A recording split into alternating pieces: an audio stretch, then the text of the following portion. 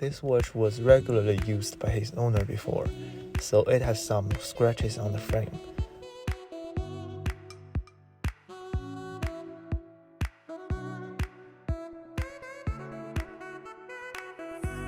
I removed everything and started working on it. I polished it to make it look nice. I used my press machine to put a new glass in place. Now it's time to look at the inside.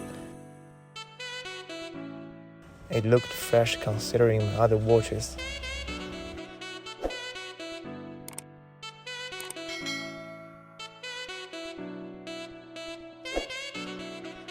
It has some minor issues, which was fixed easily. I put the top face back to its place and remounted the hands.